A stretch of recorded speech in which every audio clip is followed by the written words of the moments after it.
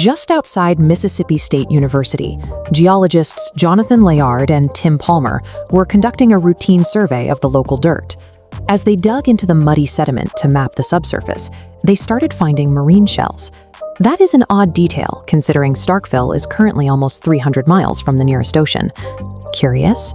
Then, something much larger emerged from the dirt. It was a smooth, round object about the size of a baseball, sticking right out of the mud. Layard carefully chipped away the surrounding earth to free the rest of the shape.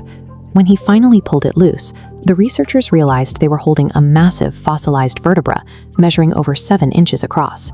This discovery creates a geographical paradox: the largest backbone of its kind, belonging to a massive aquatic predator, buried in the terrestrial dirt of modern-day Mississippi. The Mississippi Museum of Natural Science soon confirmed exactly what the local researchers suspected. This backbone belonged to Mosasaurus hoffmannii. Despite living alongside them 66 million years ago, this animal is not a dinosaur. It belongs to a group of reptiles called squamates, making it a direct relative of modern-day snakes, and specifically monitor lizards. By comparing this single vertebra to complete skeletons, paleontologists can calculate the living animal's size. This mosasaur reached 13 meters, or over 30 feet in length, about as long as an American school bus. It was heavily built, too. Estimates put a fully grown Mosasaurus hoffmannii at 7 to 8 tons, matching the mass of a modern-day orca. This combination of reptilian speed, formidable length, and orca-level mass created an inescapable apex predator that dominated its food chain. For decades, scientists pictured mosasaurs swimming like giant eels. However, recent discoveries of preserved soft tissue show they actually possessed streamlined bodies and powerful tail flukes, built for explosive, sustained speed. Researchers have also found fossilized melanosomes, pigment cells, indicating these reptiles had a very dark skin. Similar to a sperm whale, this dark coloration likely helped the animal absorb heat at the surface and stay camouflaged while diving deep for prey. Which brings us back to the mud in Starkville. If this was a deep-diving, ocean-dwelling predator, how exactly did its fossilized remains end up in a landlocked college town? During the late Cretaceous period, the geography of North America looked entirely different.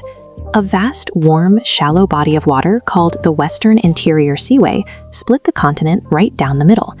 The ground beneath the university was once the floor of a warm, predator-rich ocean, entirely redefining the history of the Earth beneath the campus.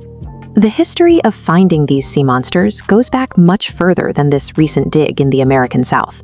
The very first mosasaur fossils were actually pulled from a limestone quarry in the Netherlands way back in 1764.